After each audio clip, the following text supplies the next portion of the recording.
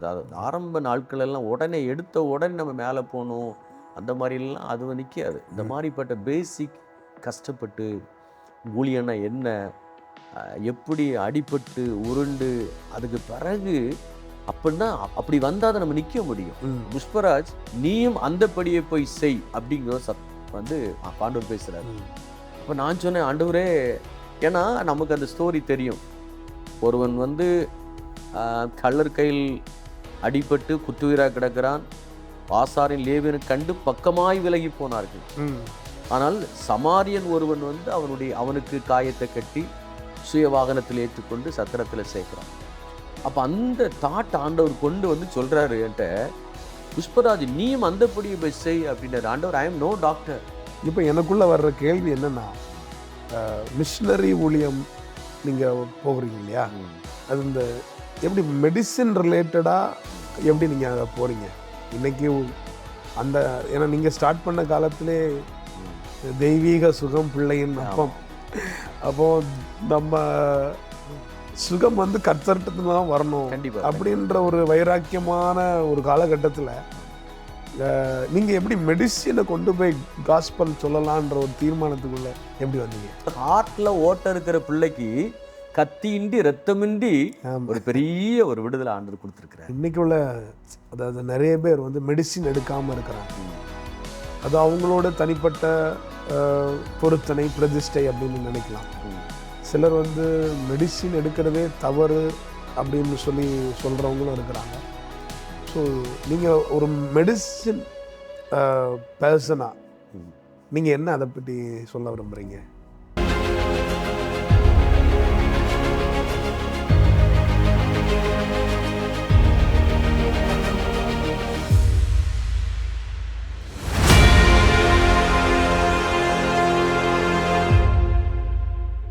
அதுக்கப்புறம் இந்த பாடல் ஊழியங்கள்லாம் ஆரம்பித்து அந்த வேலையை நீங்கள் ஸ்டாப் பண்ணுறீங்க. ஆமாம், 12 வருஷத்துக்கு அப்புறம் அந்த வேலையை ஸ்டாப் பண்ணதுக்கப்புறம் உங்கள் லைஃப் எப்படி மாறுது?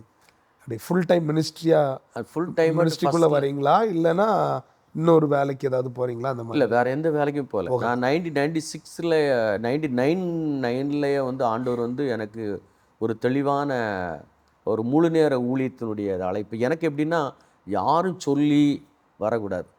ஆண்டவர் வந்து எனக்கு கன்ஃபர்மேஷன் கொடுக்கணும். என்கிட்ட வந்து அவர் என்னை கூப்பிட்டு, நானே உன் பரிகாரை கர்த்தர்னு சொல்லியிருக்கிறாரு. என்னை பாடல் ஊழியத்துக்கு அவர் பேர் சொல்லி என்னை அழைச்சிருக்கிறாரு. அப்போ அந்த பாடல் ஊழியத்தையும் பார்த்துட்டு ஊழிச்சிட்டு இருக்கிறேன். அப்போ அதுக்கு பிறகு ஆண்டவர் ஃபுல் டைமாக சொல்லாமல் நம்ம போகக்கூடாதுங்கிறதுல உறுதியாக இருந்தேன். எனக்கு எப்படின்னா, யார்கிட்டையும் போய் காணிக்க, எங்களுக்கு நாங்கள் ஊழியத்துக்கு காணிக்க தேவைங்கிறதெல்லாம் கேட்டு வாங்கிறது எனக்கு ரொம்ப கஷ்டமாக இருந்து. ஏன்னா அந்த நாட்களில் வந்து நிறைய ஒரு மாதிரி சொல்லுவாங்க. அப்போ அதனால் நம்ம வந்து அப்படி பண்ணக்கூடாது. நம்ம வேலை செய்யணும், ஊழியம் செய்யணும்.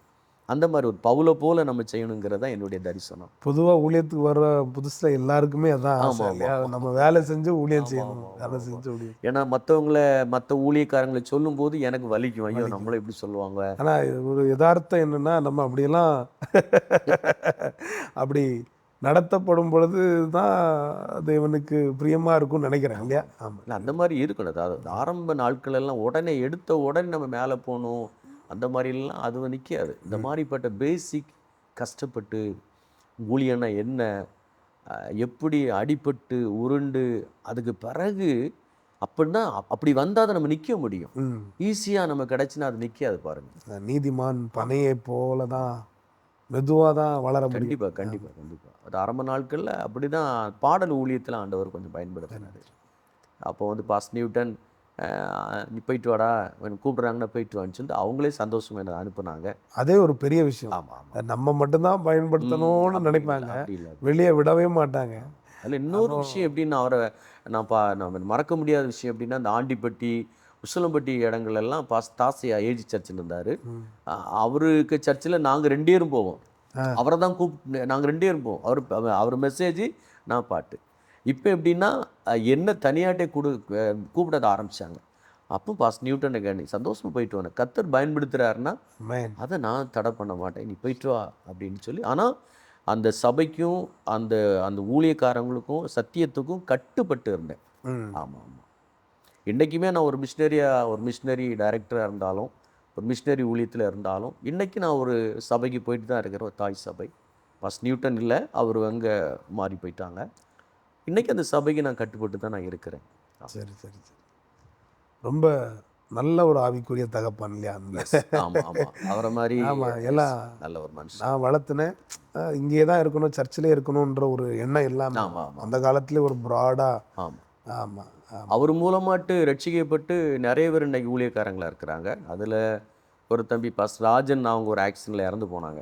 ம். மீதி நாங்கள் 4, 5, 6 பேர்கிட்ட ஊழியத்தில் தான் நாங்கள் ஷைன் பண்ணிகிட்டு இருக்கிறோம். அவங்கவுங்க சர்ச் மினிஸ்ட்ரிலாம் பண்ணிட்டு, நான் மட்டும் தான் மிஷினரி ஊழியத்தில் இருக்கேன். ஆமாம். சரி சரி சரி சரி அண்ணா. அப்புறம் நீங்கள் அப்படி போக ஆரம்பிக்கிறீங்க, தனியாக கர்த்தர் உங்களை தனியாக பிரித்து உங்களை தனியாக கொண்டு போய் பயன்படுத்த ஆரம்பிக்கிறாங்க. நீங்கள் எங்கள் சர்ச்சுக்கும் வந்திருக்கிறீங்க, திட்டுவலைக்கும் வந்திருக்கிறீங்க. ஆமாம் ஆமாம் ஆமாம். நாங்கள்லாம் வளர்றது வரைக்கும் நீங்கள் தான் அங்கே. அந்த நாட்களெல்லாம் நினைக்கும் போது ரொம்ப சந்தோஷமாக இருக்குது. இன்றைக்கி இப்படி ஒரு டாக் ஷோவில் நம்ம 2 பேரும் இருந்து பேசுகிறதே ஆச்சரியமாக இருக்குது. ரொம்ப பெரிய ஆச்சரியமாக அது இருக்குது. உங்ககிட்ட நீங்கள் என்று கேட்குறது எனக்கு மற்றொரு மகிழ்ச்சியாக எனக்கு. ஆமாம். ஆமாம் ஆமாம். நானும் ரொம்ப டிப்ரெஷனான ஒரு ஸ்டேஜில் இருக்கும் பொழுது என்ன நம்ம லைஃபு அப்படின்னு இருக்கும்போது எங்கள் வீட்டில் ரொம்ப நிர்பந்திச்சு கீபோர்டை தூக்கிட்டு போ அண்ணன் சொல்லி தருவாங்க அப்படின்னு சொல்லி அனுப்பி அந்த நாட்களெல்லாம் நினைவுக்கு வருகிறோம். இந்த அளவுக்கு கர்த்தர் நம்மளை கொண்டு வந்தது நிச்சயமாக ஒரு பெரிய விஷயம். ஆனால் நீங்கள் முன்னாடி வந்து அப்பப்போ தான் நீங்கள் நார்த் இந்தியா போயிட்டு இருந்தீங்களே, நான் உங்கள்கிட்ட வர்ற டைம். அந்த டைமில் ஒரு ஆர்கனைசேஷனில் ஒரு 18 வருஷம் அந்த என்ன மிஷினரியுடைய அந்த ஊழிய ஒரு அழைப்பு எனக்கு வந்து எப்போ கிடச்சின்னா 99 வந்து நான் ஃபுல் டைமாக வந்துட்டேன். அப்போ ஒரு ஆர்கனைசேஷன் கூட சேர்ந்து நான் ஒரு ஊழியம், மெய்ப்பனின் குரல் அப்படின்ற ஒரு ஊழியம், அதில் ஃபஸ்ட்டில் ஒரு ப்ரொமோஷனல் ஒர்க்கராக என்னை எடுத்தாங்க. அப்போது நான் இந்த சில்ட்ரன்ஸ் மினிஸ்ட்ரிலையும் அப்போது எனக்கு இந்த பப்போட் ஷோ பண்ணுறது, சின்ன பிள்ளைங்கள் மத்தியில் விபிஎஸ், ஒரு ஏஜ் சர்ச்சில் என்னை விபிஎஸ் டைரக்டராக போட்டிருந்தாங்க. அப்போ ஃபுல் நிறைய சர்ச்செலாம் போயிட்டு இருந்தனால அப்போ நான் மிஷினரியாக அவங்க ஊழியத்துக்கு வர்றேன். இப்போ வரும்போது ஆண்டவர் எனக்கு அனுபவம் கிடையாது, ஃபஸ்ட்டில் ஏதாவது ஆர்கனைசேஷன் சேர்ந்துச்சு எனக்கு கிருபை தாரோம் அப்படின்ட்டு கேட்டோன்னே நான் ஒரு ஆர்கனைஸ் சேர்ந்தேன். ஆண்டவர் உங்களை தனியாக பயன்படுத்துகிறார் இல்லையா? ஸோ அதுக்கப்புறம் எப்படி உங்களுக்குள்ள இதுதான் நம்முடைய பாதை, அதை நீங்கள் மிஷினரியாக ஊழியம் செஞ்சிட்ருக்கிறீங்க, இந்த மிஷினரி ஊழியத்துக்கான பாரத்தை எப்படி கொடுத்தாங்க, எது உங்களை அது நேரம் நடத்துச்சு? நல்ல ஒரு கேள்வி. அதாவது நான் ஃபுல் டைம் மினிஸ்ட்ரி வாரேன். இப்போ வந்தவுடனே நான் என்ன பண்ணேன், ஃபஸ்ட்டு ஸ்டார்டிங் எனக்கு இந்த வந்து சில்ட்ரன்ஸ் மினிஸ்ட்ரி தான் நான் பண்ணிகிட்டு இருந்தேன். ஓகே. இப்போ நான் ஏஜ் சர்ச்சில் முன்னாடி அந்த விபிஎஸ்லாம் பயன்படுத்துனதுனால தனியாக வந்துட்டேன். நான் வந்து children ministry, pastor Sugitharaj, pastor Newton மாறிட்டாங்க, பாஸ்டர் சுகிதராஜ்ன்ற ஒரு பாஸ்டர் இருந்தாங்க. அவர் என் கூட சேர்ந்து ஒரு சிங்கிள் பப்பட்டு தான் இருக்கும். இந்த பப்பட்டை வச்சு ஸ்கூலாக போவோம், ஸ்கூலாக போய் வந்து காஸ்பல் சொல்லுவோம், சிங்கிங் டான்ஸ் எல்லாம் பண்ணி. அப்போ அந்த பப்பட்டை வாங்க கூட என்கிட்ட காசு கிடையாது, ரொம்ப கஷ்டமான ஸ்டார்டிங். அப்போ வந்து ஒரு பப்பட்டு அதுக்கு வேலை ஒரு 650 ரூபா தான் அன்னைக்கு. நான் சொல்ல ஒரு 35 இயர்ஸ்க்கு முன்னாடி நினைக்கிறேன். அப்போ அவர் பாஸ்டர் நானும் சைக்கிளில் போவோம், இந்த பணக்குடி, வள்ளியூர், இந்த கிறிஸ்டி ஸ்கூலெல்லாம் போய் இது பண்ணுவோம். அப்படி இருக்கும்போது ஒரு தடவை அப்படி இருக்கும்போது மெய்ப்பனின் குரல் வந்துட்டு ஒரு ஊழியத்தில் நான் ஜாயின் பண்ணுறேன். அதில் வந்து அவங்க சொன்னாங்க, எங்கள் கூட வாங்க, அவங்க ஃபேமிலி செமினார் நடத்துவாங்க, அந்த டைமில் நீங்கள் சில்ட்ரன்ஸ் சிங்கிங் நடத்துங்க அப்படின்னு சொல்லிட்டு என்னை கூப்பிட்டாங்க. அப்போ நான் அவங்க கூட ஜாயின் பண்ணி ஒரு 1.5 வருஷம் தான் அவங்களோட இருந்திருப்பேன். அப்போ அப்படி இருக்கும்போது பாளையங்கோட்டையில் சாமுவேல் அவர் இறந்து போனார். அவரு கூட பாளையங்கோட்டையில் ஒரு முகாம் நடத்திட்டு இருக்கும்போது அகஸ்டின் அண்ணனும் அந்த இடத்துல வந்திருந்தார். அப்போ அதை பார்த்துட்டு, டே நீ குண்டு சட்டுக்குள்ளே குதிரை நீ ஓட்டுறிய தம்பி, நார்த்தில் வந்து உங்கள் தாளந்துகளாம் பயன்படுத்தக்கூடாதா அப்படின்ட்டு அகஸ்டின் அண்ணே சொன்னாங்க. சரியான ஒரு விதை விழுந்திருக்கு. அப்போது அண்ணே எனக்கு ஹிந்தியெல்லாம் தெரியும், ஹிந்தியெல்லாம் உனக்கு தெரிய வேண்டாம், நீ வந்தால் போதும் அப்படின்ட்டு. அப்போ மெய்ப்பன் குரல்லேருந்தே என்னை வந்து அனுப்புகிறாங்க. எங்கன்னாக்கா பீகாரில் மதுபனி டிஸ்ட்ரிக்ட்னு ஒரு டிஸ்ட்ரிக்ட் இருக்குது. ஃபஸ்ட்டு போனது வந்து ஜெகனாபாத். அந்த ஜெகனாபாத் டிஸ்ட்ரிக்டில் நான் போகிறேன். அங்கே வந்து ஒரு அண்ணன், ஒரு மிஷினரி இருக்கிறாரு. அப்போ அவங்க சாமுவேல் ஐயா ஊழியம் மூலமாக அங்கே ஸ்பான்சர் பண்ணுறாங்க. அதையும் விசிட் பண்ணிட்டு நான் ஒரு 2 பப்பட்டை மட்டும் கொண்டுட்டு போகிறேன். நான் அங்கே போய் ஃபஸ்ட்டு அன்னைக்கு எனக்கு அந்த மிஷினரி என்ன ஒரு மீட்டிங் கொண்டு போனார். மீட்டிங்கில் கொண்டு போய் என்னை பேச வச்சார். பயங்கர குளிர். திடீர்னு ஒரு 200க்கு மேற்பட்ட நக்சலைட் வந்துட்டாங்க. வந்த உடனே எனக்கு நெஞ்சில் கொண்டு துப்பாக்கி வச்சுருக்கேன். நான் பிரசங்கம் பண்ணி நிற்கிறேன், துப்பாக்கி கொண்டு வைக்கிறான். நிப்பாட்றா அப்படின்ட்டு அவன் ஹிந்தியில் சொல்கிறான். எனக்கு ஒன்றுமே தெரியாது. துப்பாக்கியை வந்து நெஞ்சில் வச்சு நிற்கிறான். எனக்கு பயமாக எதுவுமே கிடையாது. அப்போ தான் பக்கத்தில் இருக்கிறவன் சொல்கிறாரு, டேய் நீ அவனை ஷூட் பண்ணால் அவன் ஜீசஸ்கிட்ட போவான், நீ நரகத்துக்கு போவ. அப்போ அவன் வந்து அப்படியே கை எடுத்துட்டான். அந்த ஃபுல் 40 நிமிஷமாக அந்த மெசேஜை கேட்டவுடனே அங்கே இருக்கிற ஒரு பாட்டியம்மா கூப்பிட்டு, இங்கே யாரும் இடம் கொடுக்கக்கூடாது அப்படின்னு சொல்லி முடிச்சிட்டாப்புல. முடிச்சுக்கிட்டு அவர் கண்ணை வச்சவர் வந்து நீங்கள் அப்புறம் மெசேஜ் கண்டினியூ பண்ண விட்டார் விட்டு எல்லாம் நீ சூழ்ந்து நிற்கிறாங்க. அப்போ நான் ஜீசருடைய அன்பை பற்றி பேசுகிறேன். இயேசு யார், எதுக்காக வந்து தமிழில் பேசுகிறீங்க, தமிழில் வந்து ஹிந்தியில் டிரான்ஸ்லேட் பண்ணாங்க. ஓகே. நான் யார்? நான் ஒரு புறமதத்தில் இருந்தவன். நான் இப்படியெல்லாம் விற்கிறவங்களுக்கு தேடி அவங்கள நான் ஆராதனை செஞ்சவன். எனக்கு ஒரு வியாதி வந்து விடுதலை கிடச்சிங்கிற நான் என்னுடைய ஃபீட்பேக்கை சொல்லிட்டு இருக்கும்போது ஆண்டவர் பயங்கரமாக கிரியேட் செஞ்சார். அப்போ அவனுக்கு போயிட்டான. போனவனு என்ன சொல்லிட்டு போயிட்டான, யாருங்க இடம் கொடுக்கக்கூடாது அப்படின்ட்டாங்க. இதான் கடைசி மீட்டிங். யாராவது இடம் கொடுத்தீங்க, படுக்குறதுக்கு இடம் கொடுக்கக்கூடாது. குளிர், அப்படி குளிர். Okay okay okay. மீட்டிங் நடத்துறதுக்கு இல்லை, இன்னும் உங்கள் தங்குறதுக்கே இடம் கொடுக்கக்கூடாது. தங்குறதுக்கு நீ இடம் கொடுக்கக்கூடாதுட்டாங்க. Okay okay. அப்போ குளிரில் நடுங்குறேன். அப்புறம் கடைசியில் ஒரு பாட்டியம்மா எங்களோட மெதுவாக ராத்திரி 12 மணி சொல்கிறாங்க, நான் ஒரு இடம் தாரேன், அது நீங்கள் உங்களுக்கு கஷ்டமாக தான் இருக்கும், வேறு வழி இல்லை. நான் பார்த்தீங்கன்னா அதில் ஒரு 8க்கு 8 டாய்லெட்டு. பொதுவாக அங்கே என்னென்னா டாய்லெட்னா வெளியே தான் போவாங்க, செம்பில் தண்ணி எடுத்துட்டு உள்ளாலாம் போக மாட்டாங்க. அதை யூஸ் பண்ண தெரியாது. அதை யூஸ் பண்ணியிருக்கிறாங்க. அவ்வளவு துர்நாற்றம். அதுக்கு அந்த இடம் தராங்க. இன்னைக்கு இது போதும்னு சொல்லிட்டு உடனே நாங்கள் என்ன பண்ணோம், கொஞ்சம் க்ளீன் பண்ணி கொஞ்சம் வைக்கோல் போட்டு அதுக்கு மேலே டார்பாலை போட்டு எல்லாருக்கும் கம்பளி தூக்கி மூடிட்டு போட்டாங்க. 8 பேர். பிரதர் நம்ப மாட்டேங்காது, என் வாழ்க்கையில் அப்படி ஒரு நாட்டத்தை நான் பார்த்ததே இல்லை.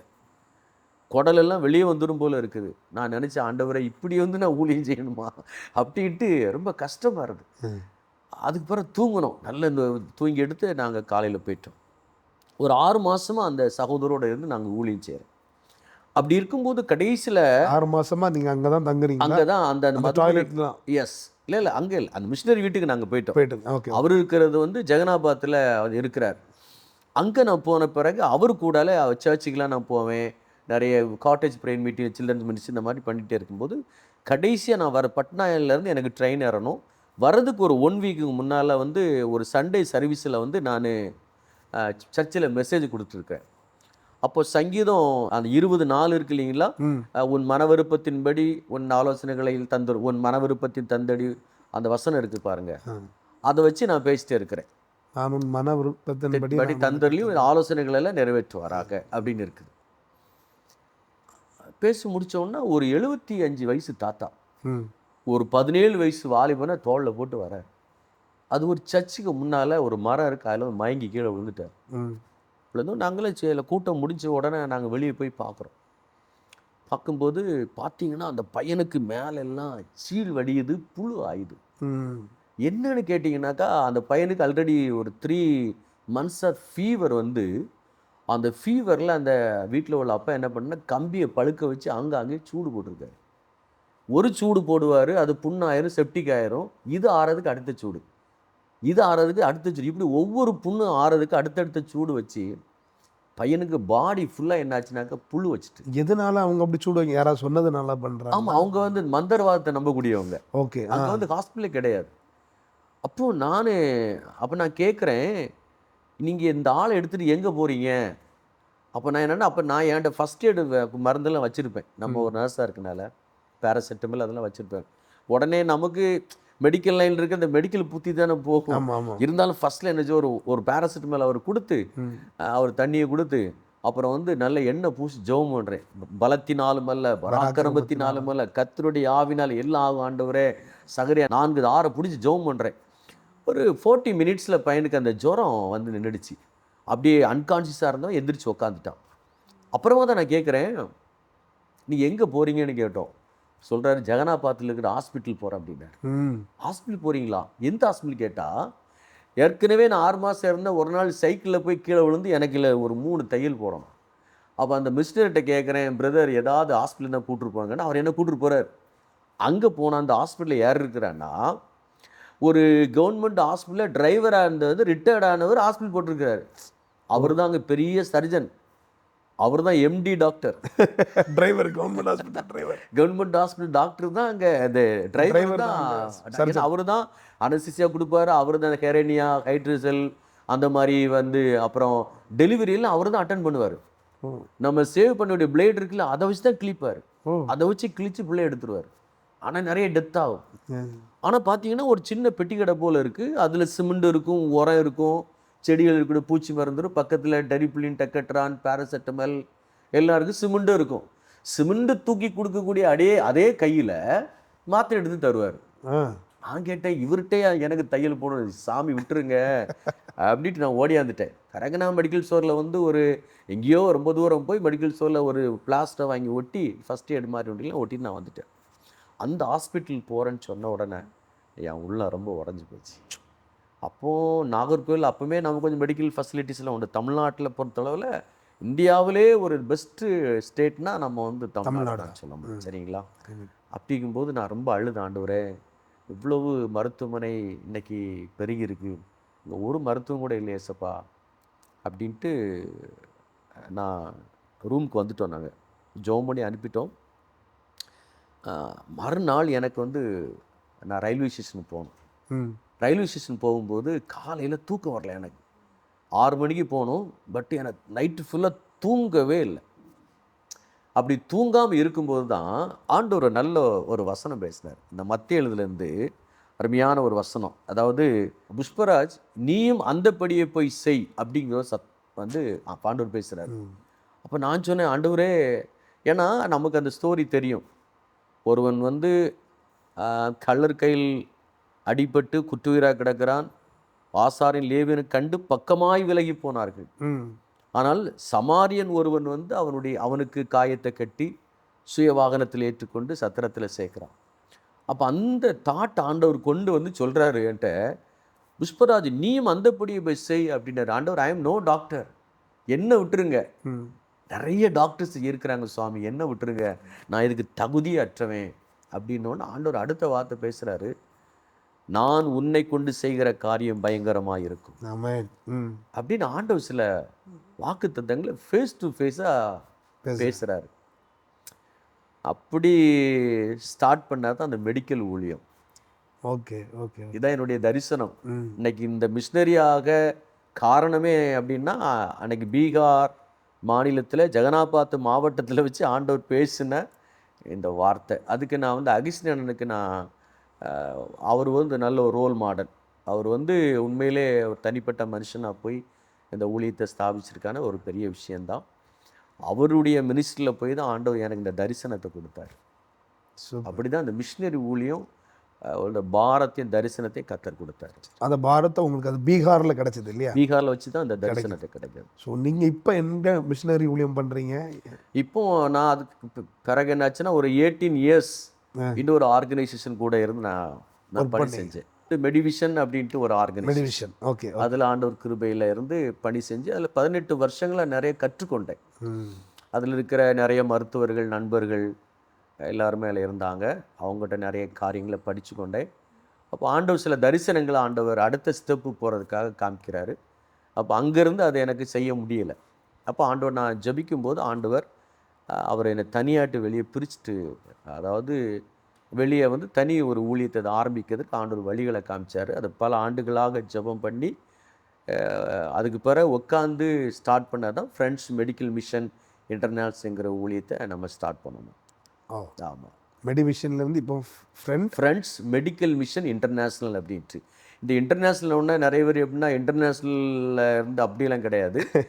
அதாவது ஸ்ரீலங்காவை குறித்து ஆண்டவர் தரிசனம் கொடுத்ததுனால, அப்போ ஸ்ரீலங்காவுக்கு நான் மினிஸ்ட்ரி போகும்போது அங்கே எப்படின்னா இன்டர்நேஷ்னல் ஆர்கனைசேஷன் இருந்தால் தான் உள்ளே என்ட்ரு பண்ண முடியும். ஓகே, அப்போ தான் நாங்கள் என்ன பண்ணேன், ஸ்ரீலங்காவில் நம்முடைய ஊழியத்தை நம்ம செஞ்சுட்டு இருக்கிறனால ஒரு இது ட்ரஸ்ட்டாக தான் நாங்கள் ஃபார்ம் பண்ணிகிட்ருக்குறோம். ஸோ அதனால் என்னடான்னா இன்டர்நேஷ்னல்ங்கிறது அந்த பேரை கூட சேர்த்துக்கிட்டோம். ஆமாம் ஆமாம், சரி சரி, அப்படி தான் இந்த மிஷினரி ஊழியத்தை ஸ்டார்ட் பண்ணேன். அப்போ நம்ம தேவன் நம்ம மேலே வைத்திருக்கிற அந்த திட்டங்கள் அப்படி வெளியே வருவதற்காகவே சிலரோடு நம்மளை ஆண்டவர் சேர்க்கிறார். கற்றுக்கொள்வதற்காக. எடுத்த உடனே நம்ம ஆயிட முடியாது இல்லையா? ஆனால் இன்னைக்கு உள்ள தலைமுறைக்கு நீங்கள் என்ன சொல்ல விரும்புகிறீங்க? நான் இந்த கேட்ட கேள்வி மூலமாக இன்னைக்கு இணைந்து நிற்கிறதுக்கு யாருக்குமே விருப்பம் இல்லை.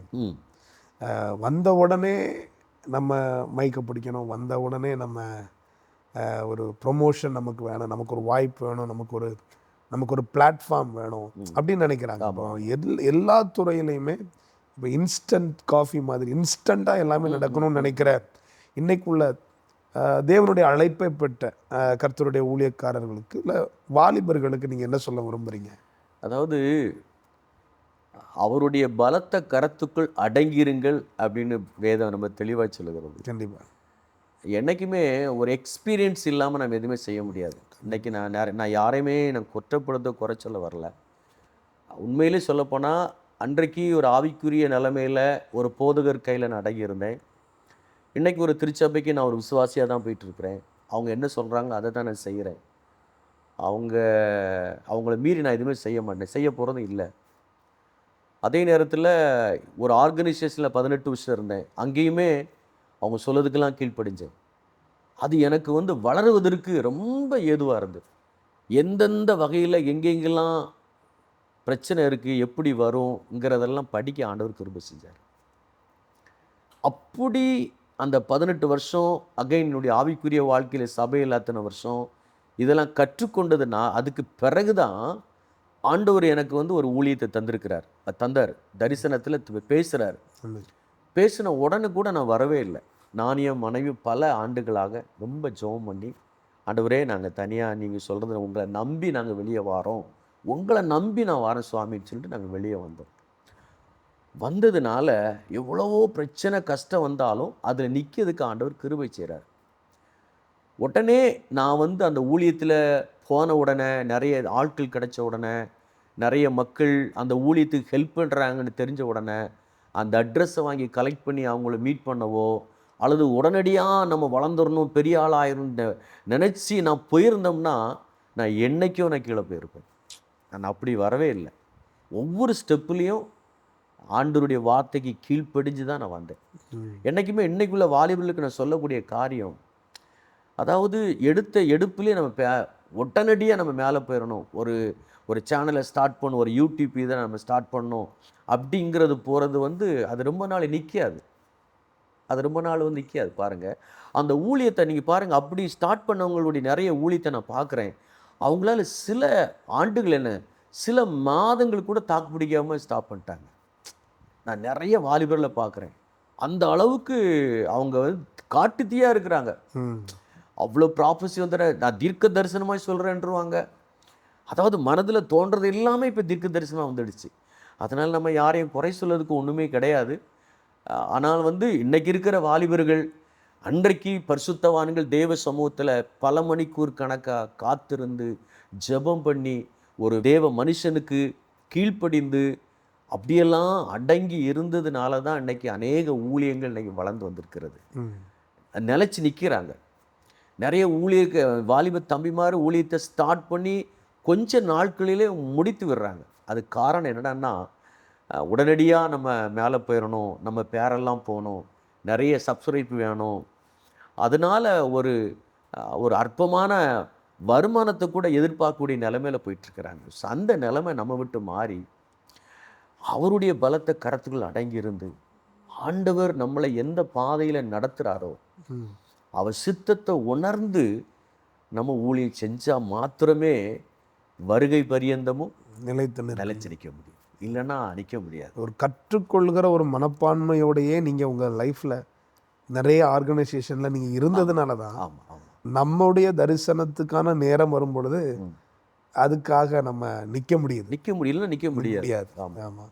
ஸோ நம்ம வாலிபர்களுக்கு என்ன இப்படி நீங்கள் சொல்கிறதே நான் அப்படி கொஞ்சம் சம்மரைஸ் பண்ணி சொல்லலாம்னா, எந்த சூழ்நிலையிலும் ஏதோ ஒன்று நம்ம கர்த்தர் சொல்லி கொடுக்குறாங்க, கற்றுக் கொடுக்குறாங்கன்ற ஒரு இதில் நம்ம ஏதோ படிக்கிறோன்றதுலையே நம்ம நினச்சிக்கிட்டே இருந்தால் போதும், நம்ம நின்றுடலாம். நிச்சயமாக. அதனால் நீங்கள் அதாவது இப்போ ஒரு ஆர்கனைசேஷன்லாம் இத்தனை வருஷம் இருக்கிறதுன்றது கஷ்டம். நீங்கள் நர்ஸாக ஒரே ஹாஸ்பிட்டலில் 12 வருஷமாக இருந்திருக்கீங்க. ஒரு அதாவது இப்போ ஒன்றுன்னா ஒரு 3 இயர்ஸ்க்கு ஒரு ஜம்ப்பு.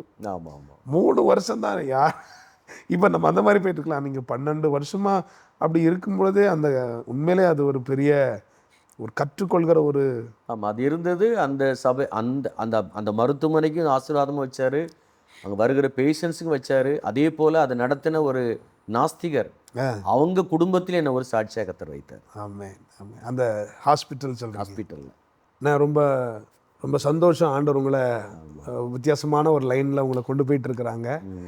இப்போ எனக்குள்ளே வர்ற கேள்வி என்னென்னா, மிஷினரி ஊழியம் நீங்கள் போகிறீங்க இல்லையா, அது இந்த எப்படி மெடிசின் ரிலேட்டடாக எப்படி நீங்கள் அதை போகிறீங்க இன்னைக்கு அந்த ஏன்னா நீங்கள் ஸ்டார்ட் பண்ண காலத்திலே தெய்வீக சுகம் பிள்ளையின் அப்பம்.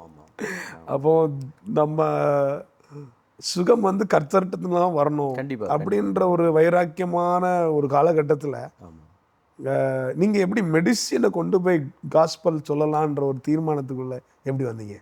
ஸோ நீங்கள் பைபிளில் ஒரு வசனம் இருக்குது, அதாவது எரேமியா 8:22 கீலியாத்திலே பிசிந்தைலும் இல்லையோ ரணவைத்தியனும் இல்லையோ பின்ன ஏன் என் குமாரத்தி சொஸ்தமடையாமற் போனாள். ஸோ பேசிக்காக அந்த வசனத்தை நான் வந்து மைண்டில் வச்சுக்கிட்டேன். இப்போ நீங்கள் நிறைய இடத்துல பார்த்தீங்கன்னா எதுக்காக இந்த மெடிக்கல் மினிஸ்ட்ரியை ஸ்டார்ட் பண்ணேன்ட்டு அநேக கேள்விகள் வருது. நிறைய ஊழியக்காரங்க கூட நிறைய கத்தருடைய பிள்ளைகள் கூட என்கிட்ட கொஸ்டின் எழுப்புறாங்க. என்னடான்னா, நீங்கள் விசுவாசிகள் அல்லது சில ஊழியருடைய விசுவாசத்தை கெடுக்கிறீங்க. நான் சொல்ல நிச்சயமாக அப்படி கிடையாது. வேதத்தில் தெளிவாக சொல்லப்பட்டிருக்கிறது, பிணியாளிக்கு வைத்தியன் தேவை. சரிங்களா?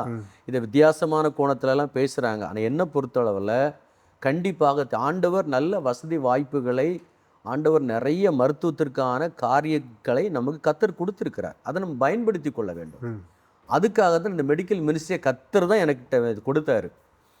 இந்த மெடிக்கல் மினிஸ்ட்ரி மூலமாக எப்படி காஸ்பல் நடக்குது அப்படின்னு பார்த்தீங்கன்னா வெரி சிம்பிள். இன்றைக்கி பார்த்தீங்கன்னா இந்தியாவில் 2018 எடுத்த கணக்கெடுப்பில் 16,500க்கும் மேற்பட்ட மிஷினரி ஆர்கனைசேஷன் இருக்குது. இந்த ஆர்கனைசேஷனில் நீங்கள் பார்த்தீங்கன்னாக்கா இதில் நாங்கள் இதுவரைக்கும் ஒரு 175 ஆர்கனைசேஷனோட டைப் வச்சு நாங்கள் பண்ணிகிட்ருக்குறோம். Free medical camp, surgical camp, cataract surgery, polio corrective surgery, இந்த மாதிரிலாம் ஆர்த்தோ சர்ஜரியெல்லாம் பண்ணிகிட்ருக்கோம். ஃப்ரீயாகிட்டே இங்கேருந்து டாக்டர்ஸை கொண்டு போய் பண்ணுறோம். இதில் இப்படி பண்ணும்போது எப்படி காஸ்பல் ஸ்ப்ரெட் ஆகுது அப்படின்ட்டு நிறைய பேருடைய கேள்வி. ஃபார் எக்ஸாம்பிள் ஒரு சாட்சியை நான் உங்களுக்கு சொல்லிக்கொள்ள நான் விரும்புகிறேன். 2016ஆம் ஆண்டு நான் நினைக்கிறேன், நாங்கள் வந்து ரேணுகோட்டுங்கிற இடத்துல ஒரு ஆர்கனைசேஷனோட சேர்ந்து நாங்கள் வந்து ஒரு மெடிக்கல் கேம்ப் நடத்த போயிருக்கோம். எந்த ஊர்? ரேணுகோட். அது எந்த யூபியில் இருக்குது. யூபி. ஓகே, சரிங்களா? அப்போ அங்கே போகும்போது அது ஒரு அதாவது மிஷினரிகளுக்குள்ள சவால் நிறைந்த ஒரு ஸ்டேட். அது பயங்கர எதிர்ப்புகள் இருந்த ஒரு இடம். அந்த இடத்துல வந்து நாங்கள் ஒரு கேம்ப் இருக்கிறோம்.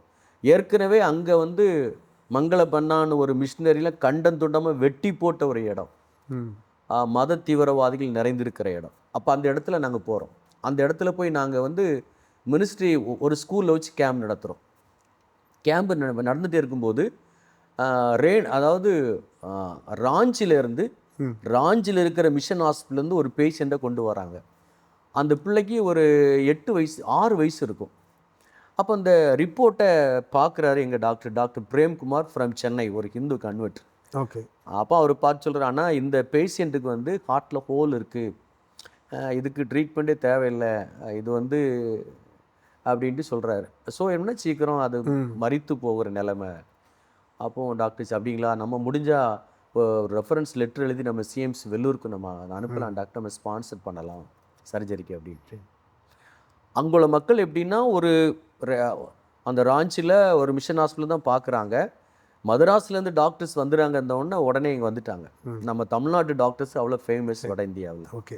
அப்போ வந்து நான் எங்கே இருப்பேன், நான் பொதுவாக அந்த மெடிக்கல் கேம்ப், சர்ஜிக்கல் கேம்பில் தேட்டரில் இருப்பேன். அப்படி இல்லை மெடிக்கல் கேம்பில் வந்து பார்மசியில் இருப்பேன். இந்த டிஸ்பென்சரி மருந்து கொடுப்பாங்கல்ல, அதில் இருப்பேன். எனக்கு வேலை எப்படின்னா என் மைண்டுக்குள்ளே பிளட் ஆஃப் ஜீசஸ். ஏன்னா நான் விசுவாசிக்கும் போது ஆண்டவர் அற்புதம் செய்வார். அப்போ எனக்குள்ள விசுவாசம் எப்படின்னா, 12 ஆண்டுகள் பெரும்பாடுள்ள ஸ்திரீ இயேசுவின் வஸ்திரத்தை தொட்ட பொழுது வல்லமை வெளிப்பட்டது.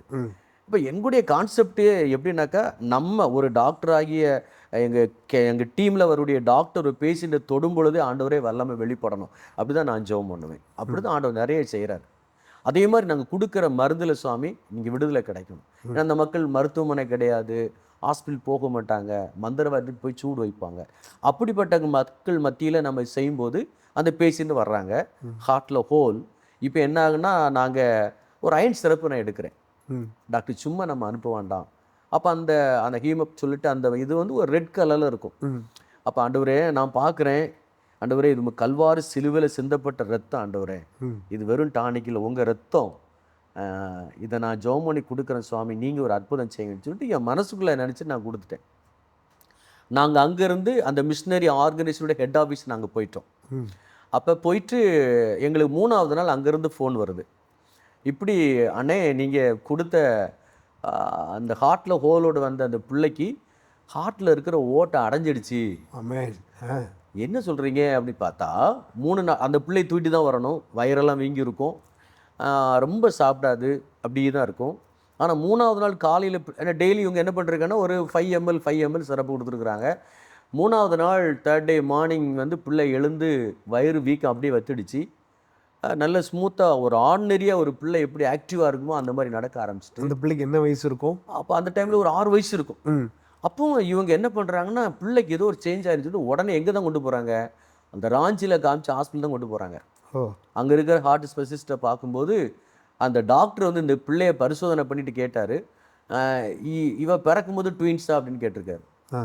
இல்லை டாக்டர், எங்களுக்கு நிறைய பிள்ளைகள் உண்டு, ஆனால் இவ பிறக்கும்போது ஒத்தைக்கு தான் பிறந்தா, ஏன் அப்படி கேட்குறீங்க? இல்லை, இந்த பிள்ளைக்கு ஏதோ ஒரு சூப்பர் நேச்சுரல், அதாவது இயற்கைக்கு அப்பாற்பட்ட ஒரு டெலிவரன்ஸ் கிடச்சிருக்கு, என்ன நடந்து சொல்லுங்க அப்படின்ட்டு. இல்லை ஒன்றுமே நடக்கல, மதராஸ்லேருந்து டாக்டர்ஸ் வந்தாங்க, பார்த்தாங்க, ஒரு சிறப்பு கொடுத்தாங்க. அது என்ன கொண்டாங்கன்னு பார்த்தா அது ஒரு அயன் சிறப்பு, அவ்வளோதான். அப்போ அயன் சிறப்பு குடிச்சு வந்து விடுதலை கிடைக்கிறது வந்து இல்லவே இல்லை.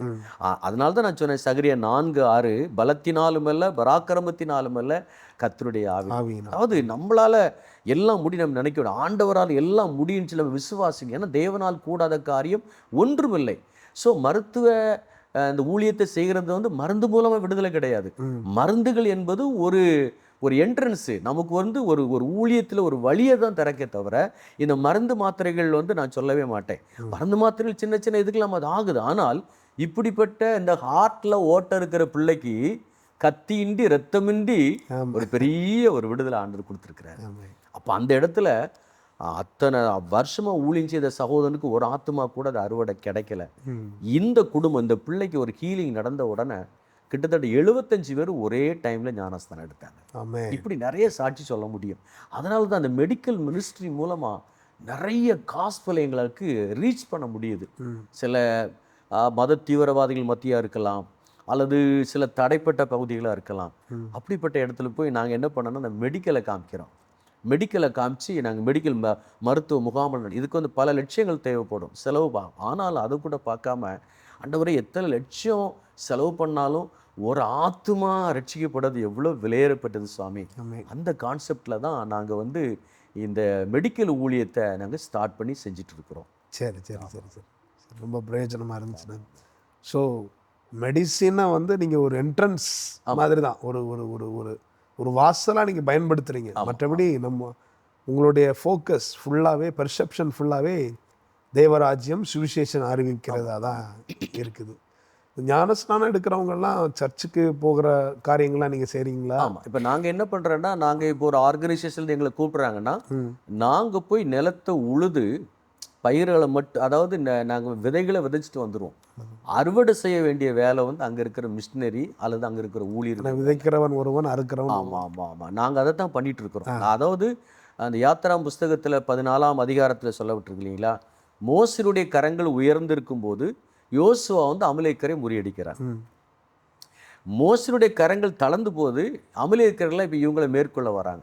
இதை பார்க்குற ஊராரும் என்ன பண்ணுறாங்க, மோசேயுடைய கரங்களை தூக்கி பிடிக்கிறாங்க. ஸோ இன்றைக்கி நிறைய இடத்துல ஊழியம் செய்ய முடியாத, சுவிசேஷம் சொல்ல முடியாத, செல்ல முடியாத இடத்துல போய் இந்த மெடிக்கல் மூலமாக நாங்கள் ஹெல்ப் அதாவது இந்த நற்கிரிகளை செய்யும்போது நிறைய பேருக்கு சொல்கிறாங்க, எதுக்காக நீங்கள் இவ்வளோ 1000 கிலோமீட்டர்லேருந்து வந்து எங்களுக்கு நீங்கள் செய்கிறீங்கன்னு பார்த்தா, நாங்கள் ஒரே ஒரு வார்த்தை சொன்னோம், இயேசுனுடைய அன்பு. அப்போ இதனால் எப்படின்னா நம்ம நிறைய பேர் எப்படின்னா இந்த அன்புனால வந்து நமக்கு இவ்வளோ தூரம் ஹெல்ப் பண்ணுறாங்களே, நமக்கு யாருமே செய்யலையே அப்படின்னு சொல்லிட்டு நிறைய பேர் ரொம்ப ஈஸியாட்டு இயேசுவை ஏற்றுக்கொள்கிறாங்க. அந்த அறுவடையை அங்கே இருக்கிற ஆங்காங்கே இருக்கிற மிஷினரிகள் சபை ஊழியர்கள் மத்தியில் கொடுத்துட்டு நாங்கள் வந்துகிட்டே இருந்திருப்போம். இதுதான் நாங்கள் ஆரம்ப காலத்தில் செஞ்சது. ஆமாம். சரி, இன்றைக்கி உள்ள அதாவது நிறைய பேர் வந்து மெடிசின் எடுக்காமல் இருக்கிறாங்க. அது அவங்களோட தனிப்பட்ட பொருத்தனை பிரதிஷ்டை அப்படின்னு நினைக்கலாம். சிலர் வந்து மெடிசின் எடுக்கிறதே தவறு அப்படின்னு சொல்கிறவங்களும் இருக்கிறாங்க. ஸோ நீங்கள் ஒரு மெடிசின் பர்சனாக நீங்கள் என்ன அதை பற்றி சொல்ல விரும்புகிறீங்க? அதாவது நிறைய பேருக்கு இந்த வாய்ப்பு நிறைய மாநிலத்தில் கிடைக்கல. நிறைய பார்த்திங்கன்னா நமக்கு கிடைச்சிருக்கிற ஃபெசிலிட்டிஸ் வந்து நிறைய பேருக்கு கிடைக்கல. ஆண்டவர் கிருபையாக கொடுத்துருக்கிறார். பொதுவாக தமிழ்நாடு ஒரு ஆசீர்வாதமான மாநிலம் நான் அடித்து சொல்ல முடியும். ஏன்னா அன்றைக்கு மிஷினரிகள் தரங்கம்பாடி வழி அந்த கப்பல் போக்குவரத்துகள் எல்லாம் இருந்ததுனால மிஷினரிகள் வந்தாங்க, மருத்துவமனை நிறுவனாங்க, பள்ளிக்கூடத்தை நிறுவனாங்க, நமக்கு எல்லா வசதி வாய்ப்புகளும் வந்திருக்கிறது. அப்போ ஆண்டவர் இந்த மருத்துவத்துறையில் ஒரு பெரிய சாதனை நம்ம தமிழ்நாடு மக்கள் படைச்சிட்டு வராங்க. ஒரு சிஎம்சி வல்லூராக இருக்கலாம் நிறைய. அப்போ இப்படிப்பட்ட காரியங்கள் இருக்கும் பொழுது நான் மருந்து எடுக்க மாட்டேன், நான் வந்து நான் ரொம்ப விசுவாசமாக இருக்கிறேன், அவங்க விசுவாசத்தை நான் கெடுப்பதுக்காக நான் சொல்லலை, அது அவங்களுடைய விசுவாசம். ஆனால் மருந்து சாப்பிடக்கூடாதுன்னு சொல்லிட்டு வேதத்தில் சொல்லப்படவே இல்லை. சரிங்களா? ஸோ அதாவது விசுவாசமுள்ள ஜெபம் பிணியாளியை ரட்சிக்கும். நம்ம என்னென்னா மருந்து மாத்திரைகள் சாப்பிட்டாலும் கர்த்தர் தான் பரிபூர்ண விடுதலை கொடுக்கறது அவர் தான். ஆனால் மருந்து சாப்பிடக்கூடாதுங்கிறத என்னால் ஏற்றுக்கொள்ள முடியாது. அது அது அவங்க என்ன சொல்கிறது, அவங்கள நம்ம எப்படி என்ன சொல்லணும்னு எனக்கு தெரியலை. அது அவங்களுடைய விசுவாசத்தை பொறுத்து. ஆனால் கண்டிப்பாக நிறைய பேர் அப்படி விசுவாசத்தில் இருக்கிறாங்க பிரதர். வெளிப்படையாக நான் மருந்து சாப்பிட மாட்டேன் அப்படிலாம் சொல்கிறாங்க. ஆனால் அவங்க அந்த ரங்கத்தில் அவங்க மருந்து சாப்பிடுகிறத நான் பார்த்துருக்குறேன். சரி, மருந்தே சாப்பிடக்கூடாதுன்னு சொல்கிறவங்க எதற்கு நீங்கள் கண்ணாடி போடணும்? இப்போ கண்ணாடி போடுறதுமே நீங்கள் ஒரு மருத்துவரை போய் நீங்கள் பார்த்து செக் பண்ணி தானே அவருடைய பவரை பார்த்தா நீங்கள் போடுறீங்க. அப்போ உங்கள் விசுவாசம் எங்கே போச்சு? கண்டிப்பாக. சரி, அதனால் மருந்து சாப்பிடக்கூடாதுன்னு சொல்கிறவங்க இங்கிலீஷ் மெடிசன்ஸ் தான் சொல்கிறாங்கன்னு நினைக்கிறேன். மற்றபடி கஷாயம்லாம் சாப்பிட்றது மருந்து இல்லை. கஷாயம் அதுவும் மருந்து தானே. எல்லா மூலிகைகள் எல்லாமே மருந்து. அது இயற்கையாக ஆண்டவர் கொடுத்தது. ஆமாம். இது நீங்கள் ஒரு ஃபேக்ட்ரியில் பண்ணுறது இல்லை. அதனால் அப்படி அதனால் கண்டிப்பாக மருந்து சாப்பிடக்கூடாதுங்கிறது அது தவறான ஒரு உபதேசம். அப்படிலாம் பண்ணக்கூடாது. ஏன்னா அப்படி சொல்கிறதுனால நிறைய மக்கள் அறியாமனால சில போதகர்கள், சில ஆவிக்குரிய போதகர்கள் சொல்கிறாங்க மருந்து சாப்பிடக்கூடாது, நீ சாப்பிடாதீங்க, சாப்பிட்டா பரலோகம் போக மாட்டீங்கன்னு சொல்கிறாங்க. ஆனால் அதை கேட்டு நிறைய மக்கள் டெத் ஆகிடுறாங்க. அதுக்கப்புறமா இருந்து யோசிக்கிறாங்க. நிறைய அப்படி எனக்கு சாட்சி சொல்ல முடியும். அதனால் எனக்கு தெரிஞ்ச ஒரு நபர் ஒரு நல்ல ஒரு ஆவிக்குரிய சபைக்கு போயிட்டு இருந்தவர் திடீர்னு சொல்லி என்னுடைய ஃப்ரெண்டு தான் அவர் ஒரு நாள் எங்கள் வீட்டுக்கு வராரு. வயிறு வீங்கி எடுத்து வராரு, நுரையீரல்லாம் வீக்காகி கிட்னி எல்லாம் ஃபெயிலியர் ஆகி வராரு. அப்புறமா சொன்னார், புஷ்பராஜ் என்னை எப்படியாவது காப்பாற்று அப்படின்ட்டு வராரு. அப்போ நான் சொன்னேன், இவ்வளோ நாளாக நீ எங்கடா போனேன், இப்படியெல்லாம் அவன் சரீரத்தை கெடுத்துக்கிட்டேன்னு சொல்லிட்டு லாஸ்ட்டில் ஹாஸ்பிட்டலுக்கு கொண்டு போய் நல்லா ஆகிட்டார், நீங்கள் நல்லா இருக்கிறார். அதுக்கு பிறகு அவருக்கு 3 குழந்தைகள் பிறந்திருக்கிறது. நான் என்ன சொல்கிறேன்னா, இந்த மாதிரி தவறான உபதேசம் அப்படி தான் என்னால் சொல்ல முடியும். அதனால் விசுவாசம் வேணும், பட் மருந்து சாப்பிடாமல் இருக்கிறது அது அது தூமச்சு போல் எனக்கு தெரியுது. அது அவங்கவுங்களுடைய விசுவாச அளவுக்கு தக்கதாக அப்படி இருக்க வேண்டியது. ஆனால் அடுத்தவங்ககிட்ட திணிக்கக்கூடாது. திணிக்கக்கூடாது. ஆமாம், உங்கள் விசுவாசத்தில் நீங்கள் உங்கள்கிட்ட நீங்கள் வச்சுக்கணும். அதை மற்றவங்ககிட்ட திணிச்சு அவங்க அதனால் நீங்கள் அப்படி சொன்னதுனால தான் நான் போகலைன்ட்டேன் அப்படி தான் சொல்ல வராங்க அவங்க. ஆமாம், பெரும்பாலுள்ள ஸ்திரீ தன்னுடைய ஆஸ்தி அனைத்தையும் விற்றதுக்கு அப்புறம் இயேசு கிறிஸ்துக்கிட்ட வருவாங்க. ஏன்னா வேற அவளுக்கு சொல்யூஷன் இல்லை. அதனால ஆண்டவர் விடுதலை கொடுத்தாரு. ஆமாம், அப்படின்னு சொல்லலாம். ஸோ சொல்யூஷன் இருக்குன்னா நம்ம அதை பண்ணுறது கண்டிப்பாக ஆண்டவர் நமக்கு நல்ல வசதி வாய்ப்புகள் கொடுத்துருக்குறாரு. இப்போ நாங்கள் பண்ணுற நிறைய இடங்களெல்லாம் நாங்கள் கேம்ப் நடத்துகிறோம். மருந்துகளை பார்த்ததே கிடையாது, மருந்து எப்படி சாப்பிடணுன்னே தெரியாது, அப்படிப்பட்ட மக்கள் இருக்கிறாங்க. அதை விட நமக்கு ஒரு ஆசீர்வாதமான மாநிலத்தில் இருக்கும். அதனால் வாய்ப்புகளை பயன்படுத்தி கொள்ள வேண்டும். வாய்ப்புகளே காலத்துக்கு முன்னே எதுக்கு நம்ம சாக வேண்டும், அதான் நான் சொல்ல வரது. பயன்படுத்தி கொள்ள வேண்டும்.